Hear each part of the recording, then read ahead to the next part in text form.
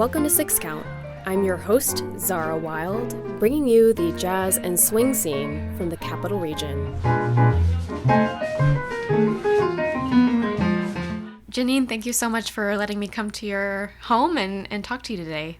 Thank you. Great to have you. We're here in beautiful Saratoga Springs, but can you share a little bit about what life looks like for you right now? I know you teach and also have lots of gigs all over the Capital Region in upstate New York. This week I had a trio gig on a Wednesday, and I have 2 solo gigs on Friday and Saturday. Those will be at Duke's Chop House at the casino in Schenectady. And in the summertime, I teach a little less, but usually I'm teaching every day that I don't gig, and hopefully some free time fits in there too. Okay. Yeah. And how long have you been pursuing mostly as a vocalist? Actually, I went to school as an instrumentalist, and I had to take a singing class. And I didn't think I needed to take that class. I thought I could do this. But once I took the class, I realized it was a lot of fun.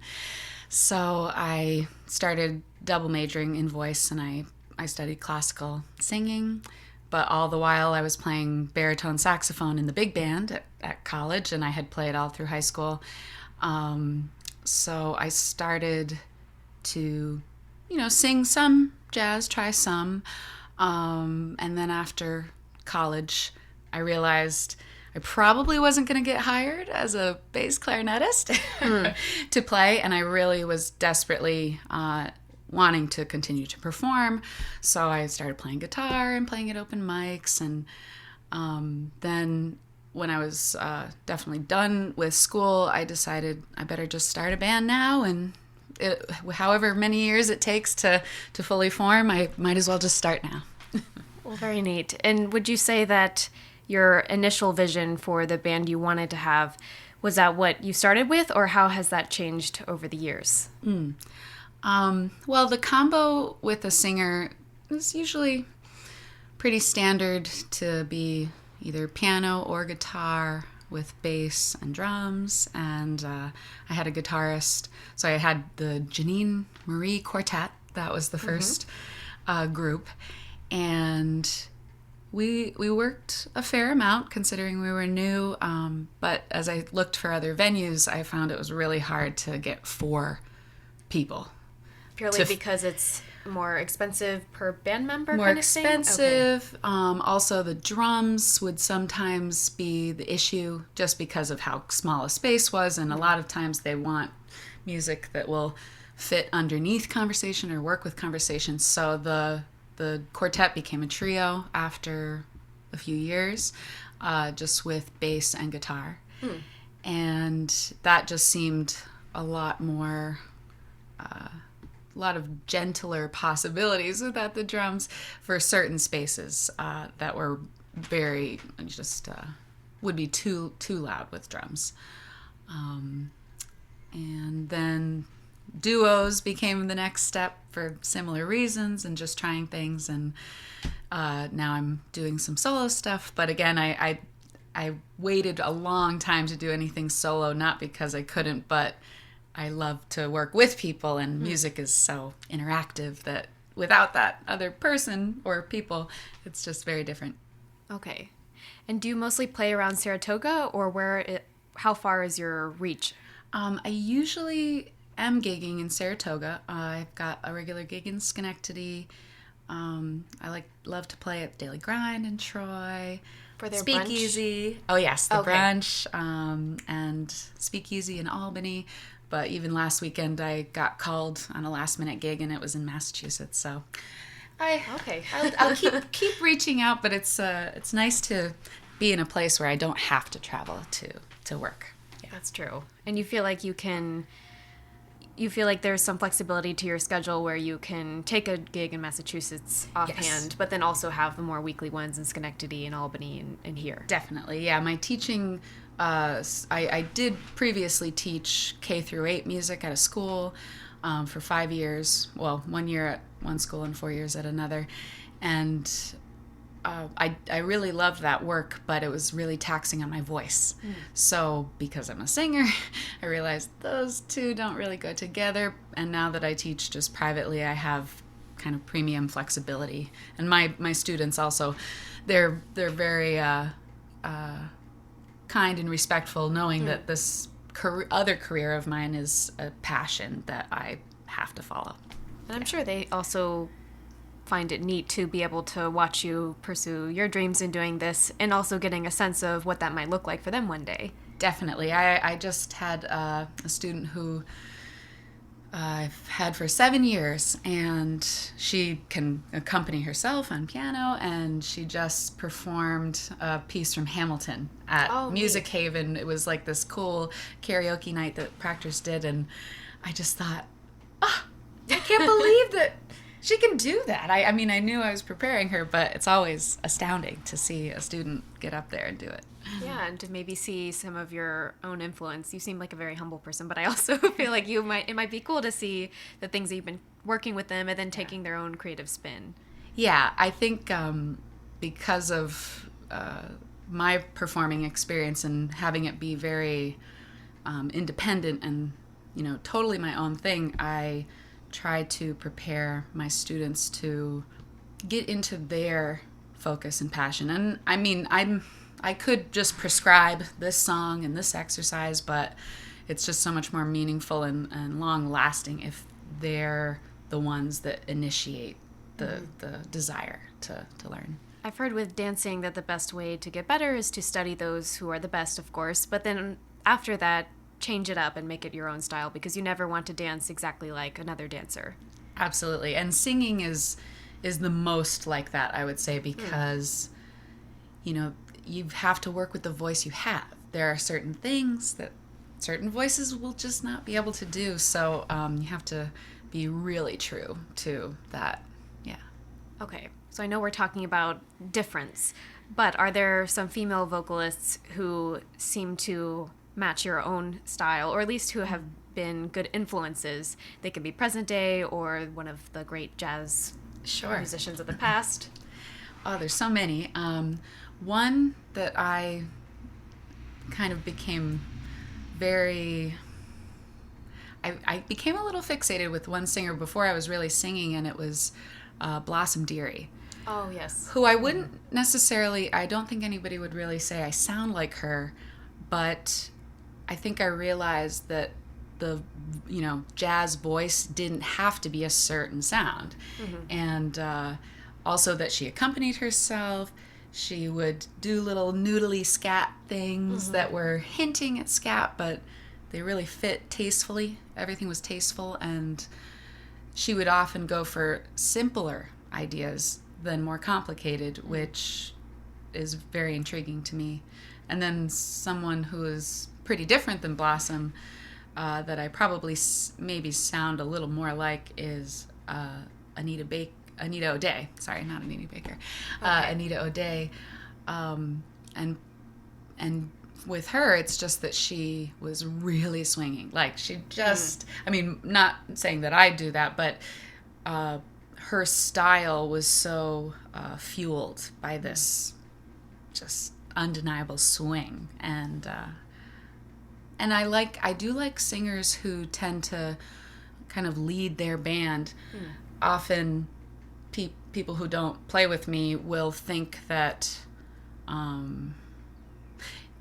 a musician will sometimes realize that the singer is sitting back, and often our phrasing will be more delayed than on top of the beat, but I actually prefer the opposite, and so I feel like sometimes I'm really driving the whole group with my choices, rather than let the instrumentals kind of fill in and then the voice sort of enters or emerges. I tend to like to be the leader and kind of bring it forward. I mean, even before we started recording, you were sharing about how there was lacking a pianist for a gig, and you said, nope, I can do it, and you just went in. It is fun, and by the same token, I really love getting called to be a sideman, and it's funny because many of my musicians will tell me over and over how much they love to be the sideman, because you do get out of a lot of the responsibility. But because I spent so many years playing bass clarinet in a 100-piece band, an instrument that you can barely hear, it's not nearly as audible as so many of the other instruments. I really love being in the background too. So I like both. And you play so many instruments. Do you feel like each of them is for a different part of you almost, or how do you describe your relationship? Or almost like a tattoo of the past, because that was in college when you were with a huge band and now it's singing. Sure.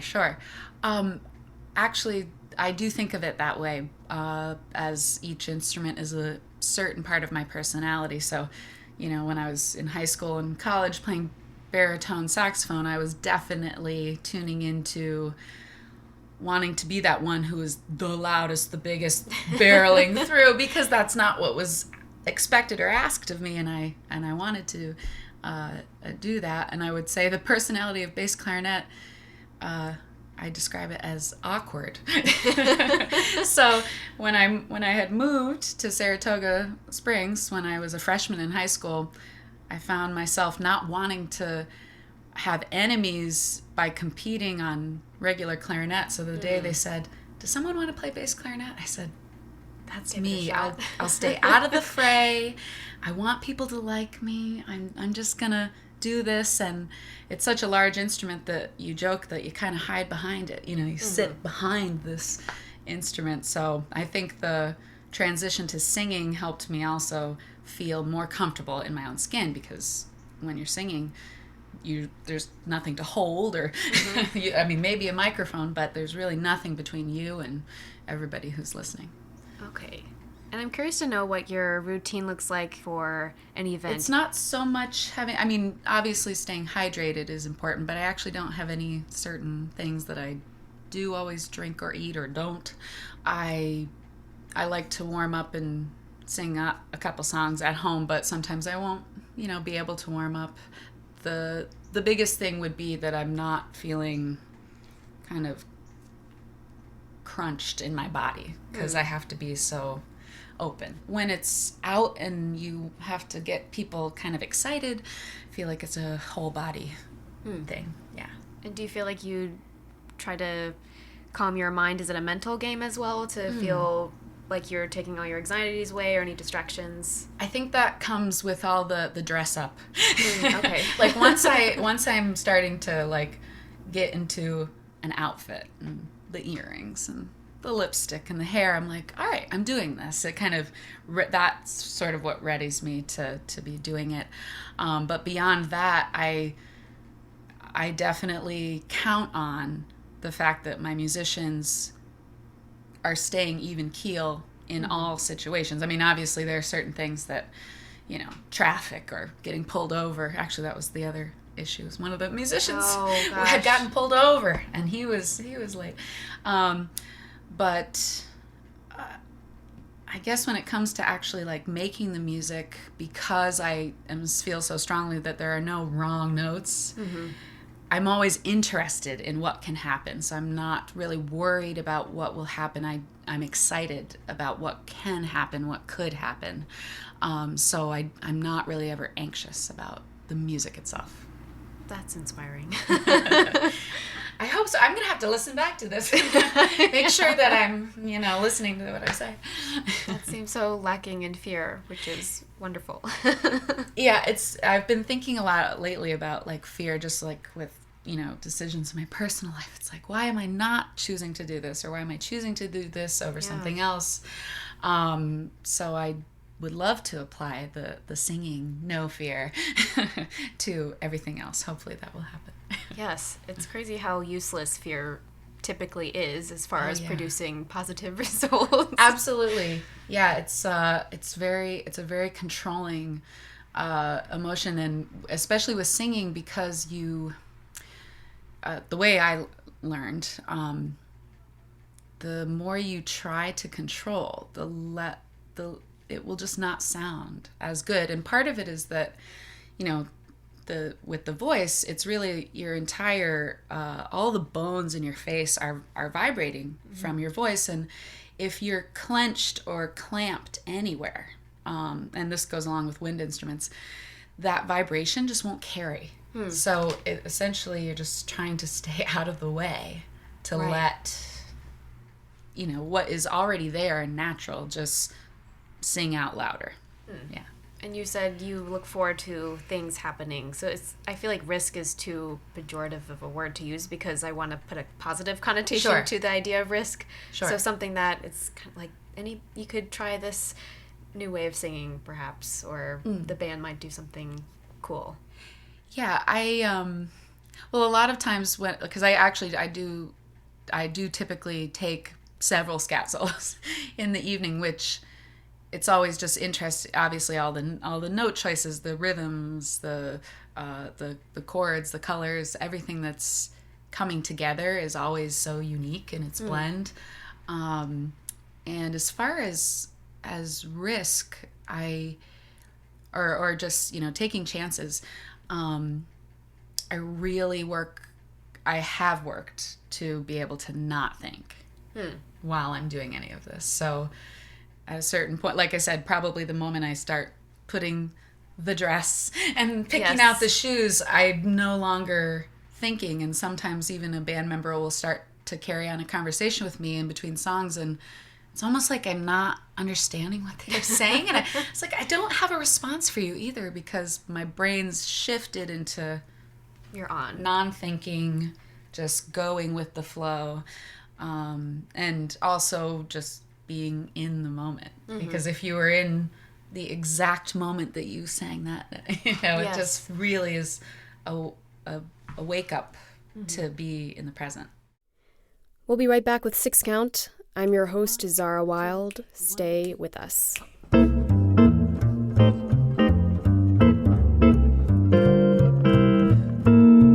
We'd like to thank Giants of Jazz Radio, based in Lancashire, England, for airing this show. The station brings you the best in classic jazz, playing tracks from the 1940s through the 70s. You can support the station by visiting their website at giantsofjazzradio.co.uk and clicking donate. And now, back to the show. Get your kicks on Route 66. I know you've shared a little bit about the scene up here. So would you say overall you're pretty pleased with the opportunities available? And I know that part of the conversation always seems to be New York City because we're so close. And I don't know that that's all that useful to compare up here to New York City because we are so different. But I'm curious to know your thoughts. Yeah, I actually feel like I probably don't know nearly enough about the scene in New York. And up here, there are, mostly, I would say, because Saratoga is such a destination, there's a great collaboration of businesses and artists to make it a fun place to be. So that little bit of pressure on people to it has to be fun. We have to, enjoy ourselves. That definitely helps, for sure, bring artists and entertainment into the forefront. But probably the thing I was least expecting about it is that just how close you get with your scene and all the musicians, down to the drama, down to the good things. But also specifically in Saratoga, because there's been so much music and there continues to be, there is actually a really super strong following of musicians. So I actually was up on Lake George with one of the people who I met because she came out regularly to, hear music, and now she's a good friend. That's really neat. And do you feel like there's seasonal change with the Saratoga racetrack and horse season and all of that? Yeah, it's actually funny because there were a few jobs that I had that went away during track because it was just so packed, and there was literally no need for an additional element to bring people in.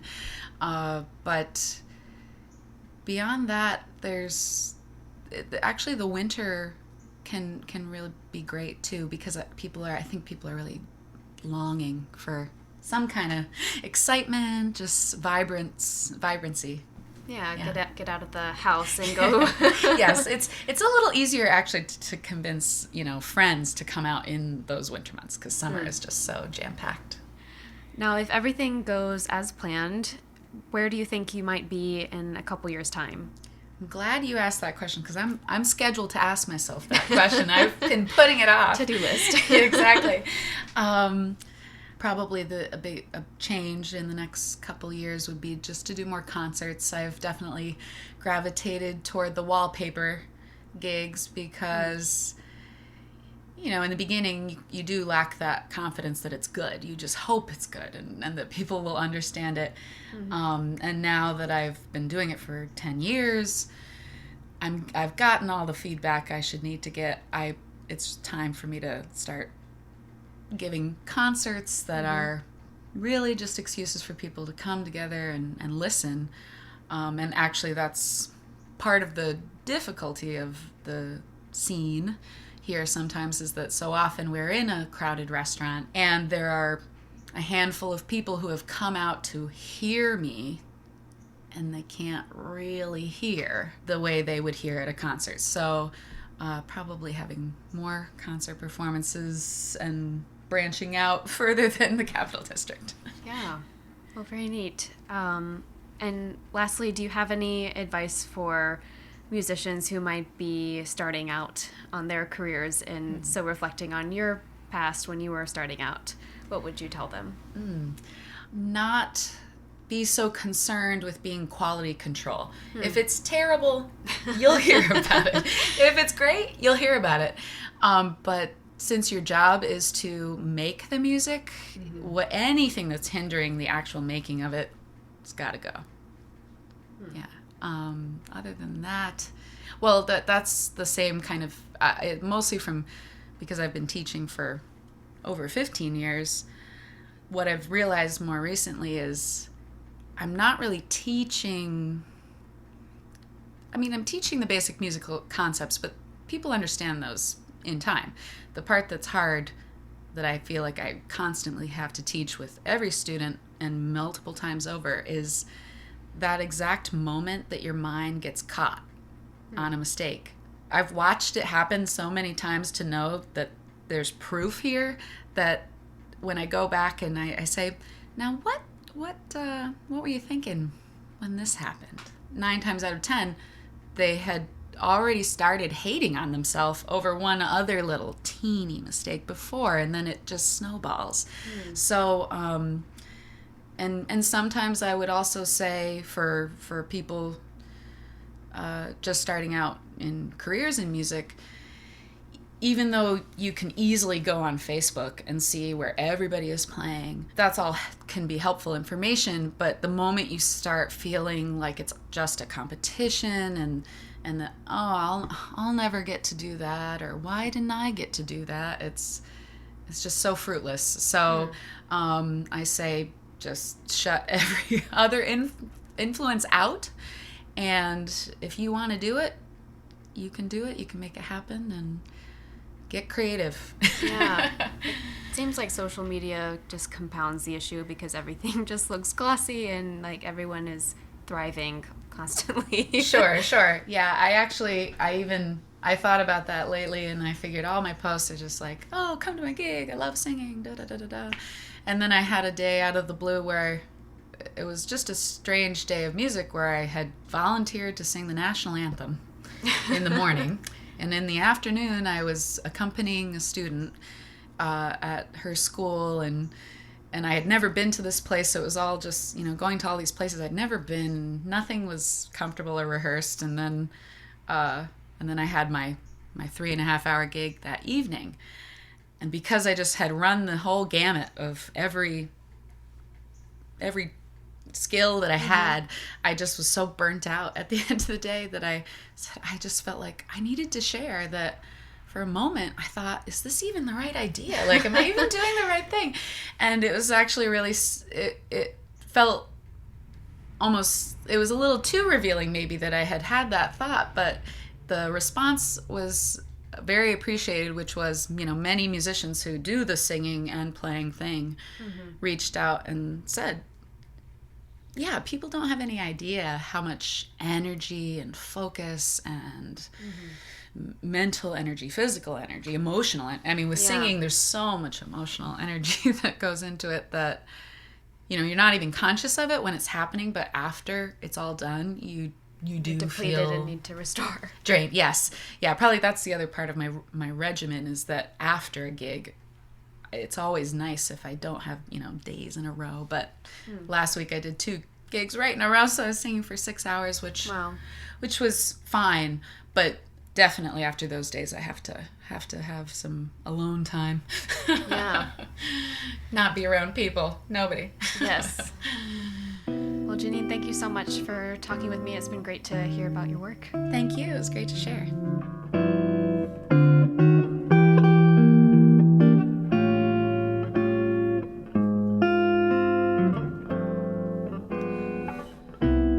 Georgia, Georgia.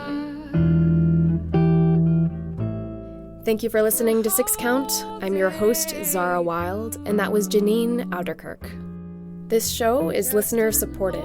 If you're interested in contributing to the project, you can find the link to our donations page on our website at 6count.simplecast.com. Your support is greatly appreciated. You can let me know what you thought of the episode or who I should speak to next by emailing me. I'm at 6countpodcast@gmail.com, or you can find me on Twitter at 6countpodcast. A song of you comes as sweet